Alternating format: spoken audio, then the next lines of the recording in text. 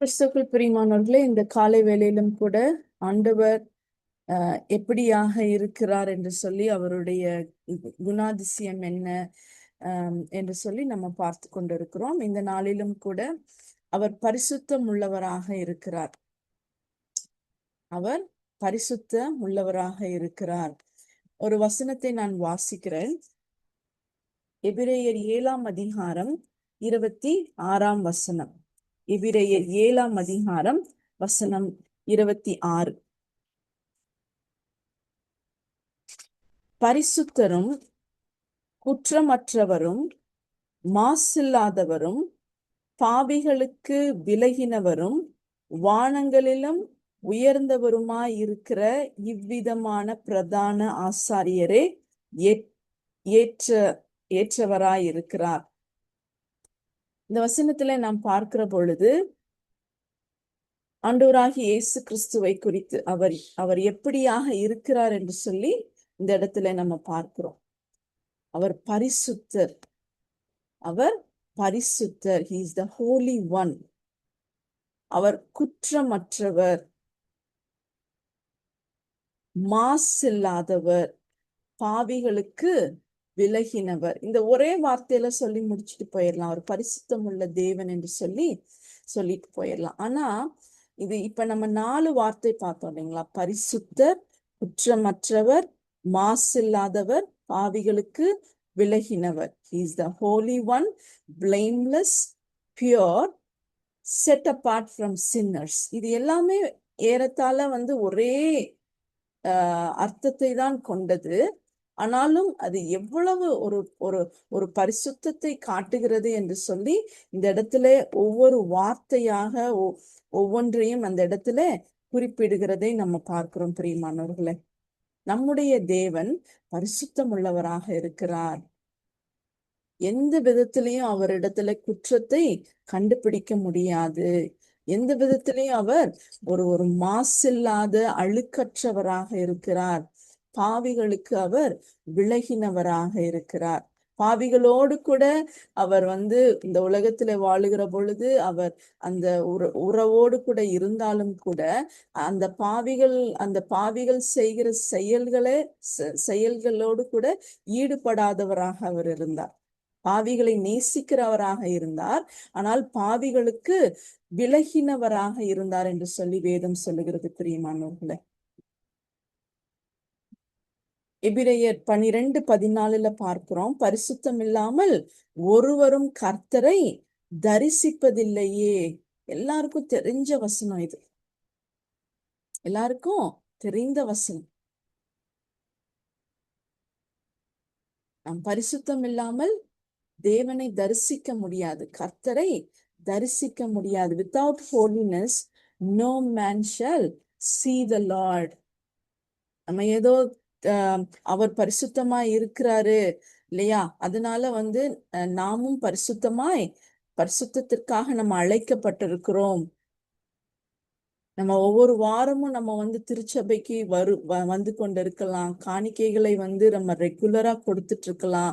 அல்லது நம்ம ஒவ்வொரு நாளும் வேதத்தை வாசிக்கலாம், ஜெபிக்கலாம், ஃபேமிலி பிரேயர், குடும்ப ஜெபம் இருக்கலாம். இந்த மாதிரி பல காரியங்கள் இருந்தாலும் பரிசுத்தம் இல்லாமல் தேவனை நம்ம தரிசிக்க முடியாது. பிரியமானவர்களே, இந்த பரிசுத்தம் சொல்லிட்டே இருக்கிறோம் இல்லைங்களா? இந்த பரிசுத்தம் என்றால் என்ன? What is holiness? பரிசுத்தம் என்றால் என்ன? பரிசுத்தம் என்பது பாவத்தை விட்டு விலகி தேவனுக்காக பரிசுத்தமாக்கப்படுவது. பாவத்திலிருந்து விலகி, being separated from sin and consecrated to God. பாவத்திலிருந்து விலகி தேவனுக்காக பரிசுத்தமாக்கப்படுவது. பாவத்தை கண்டால் நாம் விலகி ஓட வேண்டும். அதுதான் பரிசுத்தம். எப்படி நம்ம எபிரேயர் 11:6 நம்ம பார்க்கிறோம். விசுவாசம் இல்லாமல் தேவனுக்கு பிரியமாயிருப்பது கூடாத காரியம். அவருக்கு பிரியமாய் இருக்க வேண்டும் என்று சொன்னால் நமக்கு விசுவாசம் இருக்க வேண்டும். அதே போலதான் இங்க எபிரேயர் 12:14 பார்க்கிறோம். பரிசுத்தம் இல்லாமல் ஒருவரும் கர்த்தரை தரிசிக்க முடியாது. ஆண்டவரை தரிசிக்க வேண்டும் என்று சொன்னால் பரிசுத்தம் இருக்க வேண்டும். ஆண்டவருக்கு பிரியமாய் இருக்க வேண்டும் என்று சொன்னால் விசுவாசம் இருக்க வேண்டும். பிரியமானவர்களே,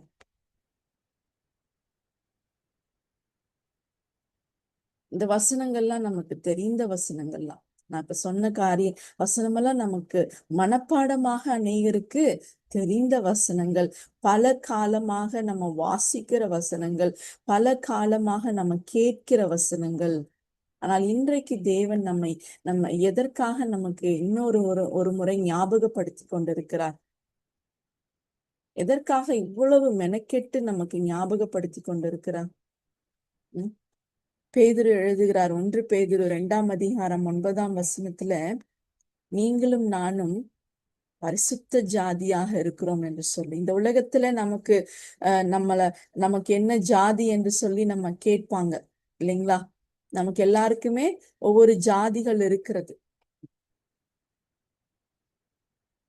ஆனாலும் கூட இந்த நேரத்துல நம்ம ஆண்டவருக்கு முன்பதாக நம்ம எப்படி இருக்கிறோம்? பரிசுத்த ஜாதியாக இருக்கிறோம்.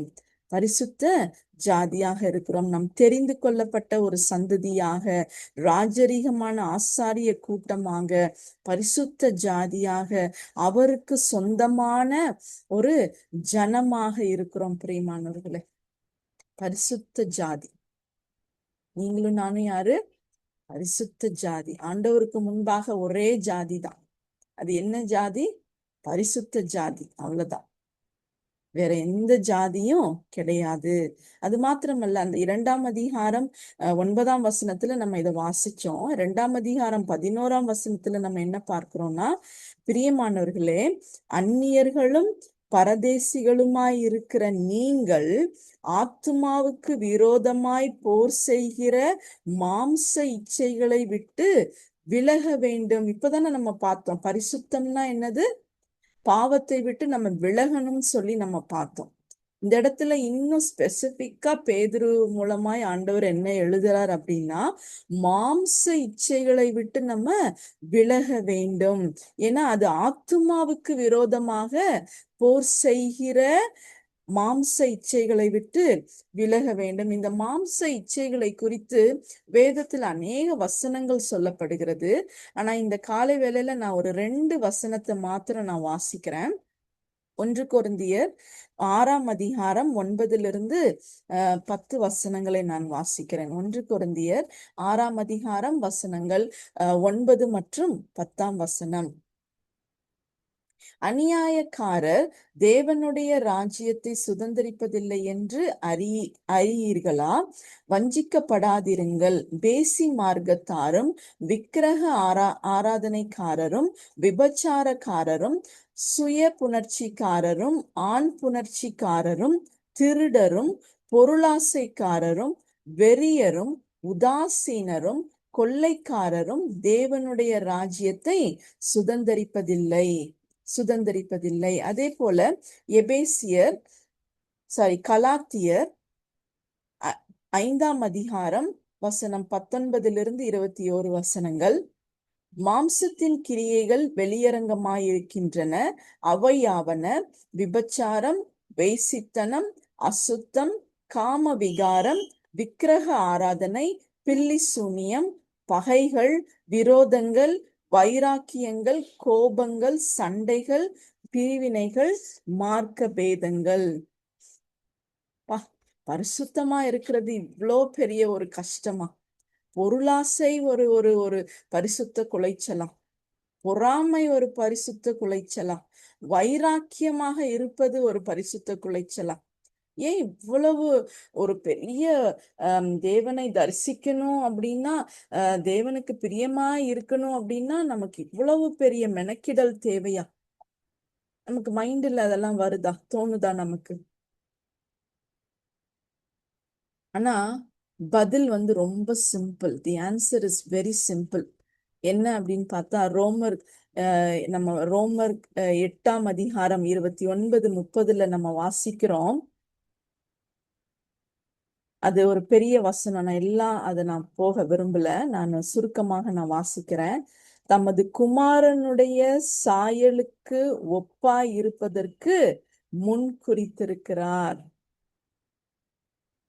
தம்முடைய குமாரன் அநேக சகோதரருக்குள்ளே முதற் பேரானவராய் இருக்கும் பொருட்டு தேவன் எவர்களை முன்னறிந்தாரோ அவர்களை தமது குமாரனுடைய சாயலுக்கு ஒப்பாயிருப்பதற்கு முன் குறித்திருக்கிறார். பிரியமானவர்களே, தேவனுடைய சாயலை பிரதிபலிப்பதற்காக தான் உங்களையும் என்னையும் முன் குறித்திருக்கிறார். தேவனுடைய சாயல். இன்றைக்கு உலகத்துல நம்ம வீட்டுல இருக்கும் பொழுதும் சரி, நம்ம வெளியில கால் எடுத்து வச்சு நம்ம வேலை ஸ்தலங்களா இருக்கலாம், இல்ல மற்ற படிக்கிற இடங்களாக இருக்கலாம். நம்ம போகும் பொழுது என்ன சொல்றாங்க நம்மளை பார்த்து? நம்ம உன்னோட இவ பாரு, அம்மா மாதிரியே இருக்கிறா, அப்பா மாதிரியே இருக்கிறா, தாத்தா பாட்டி மாதிரியே இருக்கிறா. அவளுடைய சாயல் ஒரு சில நேரங்களில நம்மளுடைய பேச்சுல, நம்மளுடைய நம்மளுடைய நம்மளோட முகத்துல எல்லாம் வந்துட்டு போகும். சோ ஒரு சிலர் நம்ம சிரிக்கிறத பார்த்துட்டு உடனே சொல்லுவாங்க, பாரு அப்பா மாதிரி இருக்கிறா, பேசுறது அம்மா மாதிரியே இருக்கு. எத்தனை பேர் அப்படி சொல்லியிருக்காங்க? ஆனா இன்றைக்கு நம்ம தேவனுடைய பிள்ளைகளா இருக்கும் பொழுது அவருடைய சாயலாக இருக்க வேண்டும் என்று சொல்லிதான் உங்களையும் என்னையும் அவர் முடிவு பண்ணி இந்த உலகத்திற்கு அனுப்பிச்சிருக்கிறார். தீர்மானம் பண்ணி இந்த உலகத்திற்கு அவர் அனுப்பி இருக்கிறார். அது எவ்வளவு ஒரு பெரிய ஸ்லாக்கியம் இல்லைங்களா? அதுதான் அவருடைய அல்டிமேட் இன்டென்ஷனா இருக்கு. அதுக்குதான் நம்மளை ரெஸ்டோர் பண்ணிட்டே இருக்கிறார். நம்ம எவ்வளவுதான் பாவத்துக்குள்ள விழுந்தாலும் திரும்ப திரும்ப திரும்ப அவர் நம்மை பரிசுத்தப்படுத்துவதற்கு காரணமே, ஐயோ நான் ஏற்கனவே இந்த பிள்ளைய நான் தீர்மானிச்சிட்டேன், என்னுடைய குமாரனுடைய சாயலை பிரதிபலிக்கணும் தான் நான் இந்த பிள்ளைய நான் தெரிந்தெடுத்திருக்கிறேன், தீர்மானித்திருக்கிறேன், முடிவு பண்ணிருக்கிறேன். அதனாலதான் நம்ம திரும்ப திரும்ப பாவத்துல விழுகும் பொழுது, ஆண்டவரை விட்டு விலகி நம்ம அந்த இருளை நோக்கி செல்லும் பொழுது ஆண்டவர் திரும்ப அவருடைய அன்பால, அவருடைய கிருபையினாலே நம்மை இழுத்து கொள்ளுகிறார். பிரியமானவர்களே, நம்ம இந்த மாம்ச இச்சைகள் எல்லாத்தையும் நம்ம நிறைய நேரம் மாம்ச இச்சைகளினாலே நம்ம சிக்குண்டு நம்ம அநேக நாள் நம்ம தவித்து கொண்டிருக்கிறோம் இல்லையா? அதுல இருந்து நம்ம மீண்டு வெளியே வராம கஷ்டப்பட்டு கொண்டிருக்கிறோம். ரொம்ப பலவீனமாயிடுறோம், ரொம்ப சோர்ந்து போயிடுறோம். ஆனா நமக்கு இருக்கிற ஒரு பெரிய ஒரு ஸ்ட்ரென்த் என்ன தெரியுமா? நம்ம தனியா போராட வேண்டிய அவசியமே கிடையாது. நமக்கு இந்த பரிசுத்த ஆவியானவருடைய பலன் இருக்கிறது, அவருடைய துணை இருக்கிறது. பிரியமானவர்களே, ஒரு அழகான ஒரு வசனத்தை நான் வாசிக்கிறேன். 2 வசனங்களை நான் வாசிக்கிறேன். ரோமர் 8:13-14 இப்படியாக சொல்லப்படுகிறது, மாம்ச இச்சைகளிலிருந்து விடுபடுவதற்கு பரிசுத்த ஆவியானவர் உதவி செய்கிறார். மாம்சத்தின்படி பிழைத்தால் சாவீர்கள், ஆவியினாலே சரீரத்தின் செயல்களை அழித்தால் பிழைப்பீர்கள். நம்ம மாம்சத்தின்படி ஒவ்வொரு நாளும் அதை செய்யணும்னு நம்ம அதை செய்து கொண்டே இருந்தோம். மாம்சத்தின்படினா என்ன? நம்மளுடைய சிந்தனை சொல்லுகிறதை நம்ம கண் கேட்கும், நம்மளோட சிந்தனை சொல்லுகிறதை நம்மளுடைய வாய் பேசும், நம்மளோட சிந்தனை சொல்லுகிறதை காது கேட்கும், நம்மளோட சிந்தனை சொல்லுகிறதை கை கேட்கும் இல்லையா? கை செய்யும். இதே மாதிரி மாம்சத்தின்படி நம்ம பிழைக்கும் பொழுது நமக்கு சாவுதான் இருக்கும். ஆனா பரிசுத்த ஆவியினாலே சரீரத்தின் செயல்களை நம்ம அழிக்கும் பொழுது நம்ம என்ன பண்ணுவோம்? பிழைப்போம் என்று சொல்லி வேதம் சொல்லுகிறது. அது மாத்திரமல்ல, மேலும் எவர்கள் தேவனுடைய ஆவியினாலே நடத்தப்படுகிறார்களோ அவர்கள் தேவனுடைய புத்திரராய் இருப்பீர்கள் என்று சொல்லப்படுகிறது. தேவனுடைய ஆவியினாலே நாம் நடத்தப்படும் பொழுது அவருடைய புத்திரராய் இருக்க முடியும். கலாத்தியர் 5:16 நம்ம பார்க்கிறோம், ஆவிக்கேற்றபடி நடந்து கொள்ளுங்கள், அப்பொழுது மாம்ச இச்சையை நிறைவேற்றாதிருப்பீர்கள்.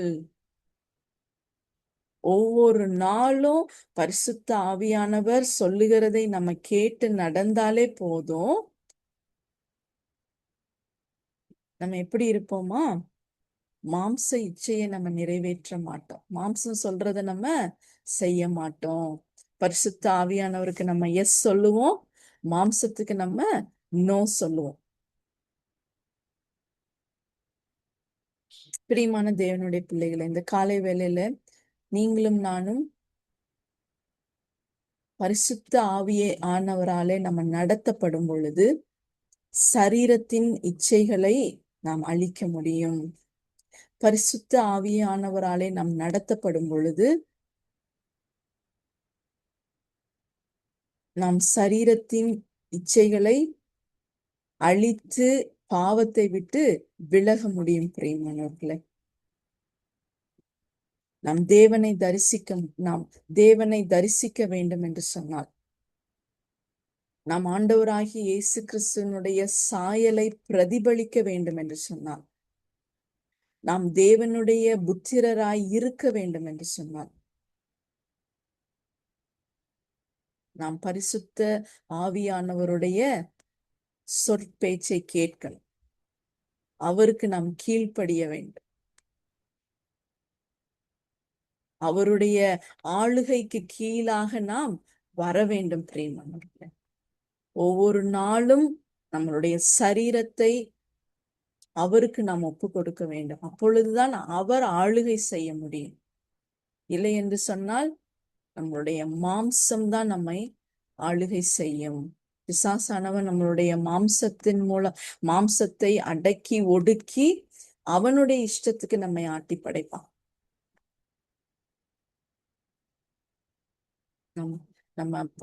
நம்ம நீங்களும் நானும் விசேஷித்தவர்கள். ஏற்கனவே பார்த்து பேதுரு சொன்னது போல, நம்ம ஏற்கனவே வேத வசனத்துல பார்த்தது போல பரிசுத்த ஜாதியாக இருக்கிறோம், பிரித்தெடுக்கப்பட்டவர்களாக இருக்கிறோம், அவருடைய சாயலை நம்ம பிரதிபலிக்கிறவர்களாக இருக்கிறோம். இது நம்ம கேட்கறதுக்கு ரொம்ப நல்லா இருக்கு. ஆனா அது கொஞ்சம் கடினமான பாதையாக இருக்கிறது. ஆனால் அதனுடைய பரிசோ மிக பெருசா இருக்கு இல்லைங்களா? தேவனை நம்ம தரிசிக்க முடியும். தேவனை நாம் தரிசிக்க முடியும். அவருடைய புத்திரராய் இருக்க முடியும். நம்மை பார்க்கிறவங்க, ஐயோ இவங்க இயேசுவினுடைய பிள்ளைகள் என்று சொல்ல முடியும், கிறிஸ்தவர்கள் என்று சொல்ல முடியும். அப்படிப்பட்ட ஒரு வாழ்க்கையை நம்ம வாழ்கிறோமா? அதற்காக நம்ம விட்டு கொடுப்போம். பிரியமானவர்களே, இந்த காலை வேளையில நம்ம அப்படிப்பட்ட ஒரு அழைப்பை நாம் பெற்றிருக்கிறோம். அது மிகப்பெரிய அழைப்பாக இருக்கிறது.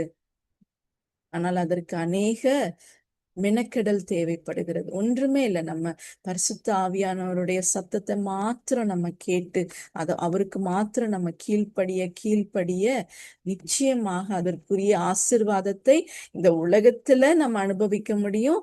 பரலோகத்துக்கு போகும்பொழுதும் அதை அனுபவிக்க முடியும். நம்ம செஞ்சு பாருங்களேன். ஒவ்வொரு நாளும் நம்ம செஞ்சு பார்க்கும் பொழுது அதனுடைய பலனை நாம் அனுபவிப்போம். பிரியமானவர்கள், கர்த்தர் தாமே இந்த வசனங்களை ஆசீர்வதிப்பாராக. தொடர்ந்து நம்மை பரிசுத்தத்திற்கு நேராக நம்மை அழைத்து செல்லுவாராக. என்னோடு கூட சேர்ந்து ஜெபிப்போமா?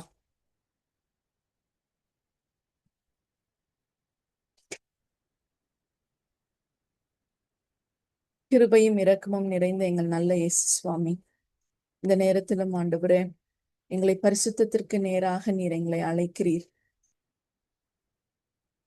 பரிசுத்த ஆவியானவர் தாமே நீர் எங்களோடு கூட இருக்கிறீர். அதற்காக உமக்கு கோடான கொடி ஸ்தோத்திரம். ஒவ்வொரு நாளும் உம்முடைய ஆளுகையின் கீழாக நாங்கள் வருவதற்கு எங்களுக்கு உதவி செய்யுங்க. எங்களை நாங்களே விட்டு கொடுக்கிறோம். தொடர்ந்து ஆண்டவரே, எங்களுடைய சிந்தை, எங்களுடைய கண், எங்களுடைய செவி, எங்களுடைய எங்களுடைய எங்களுடைய உதடுகள், எங்களுடைய கை, எங்களுடைய கால்கள், எங்களுடைய அவயங்கள் எல்லாவற்றையும் நாங்கள் உம்மிடத்துல படைக்கிறோம். நீர் பரிசுத்தப்படுத்தி எங்களை இந்த உலகத்திற்கு நீர் அனுப்பும் சுவாமி. எங்களை பார்க்கிறவர்கள் உம்மை பார்க்கட்டும். உம்முடைய சாயலை நாங்கள் பிரதிபலிக்கிறவர்களாக நாங்கள் இருக்க எங்களுக்கு உதவி செய்யுங்க. கேட்ட ஒவ்வொருவரையும் ஆசிர்வதிங்க சுவாமி. இதற்கு நாங்கள் கீழ்ப்படிந்து நடந்து உம்முடைய ஆசீர்வாதத்தை பெற்றுக்கொள்ள எங்களுக்கு உதவி செய்யுங்க. இயேசு கிறிஸ்துவின் மூலமே ஜெபிக்கிறோம் எங்கள் நல்ல பிதாவே. ஆமென்.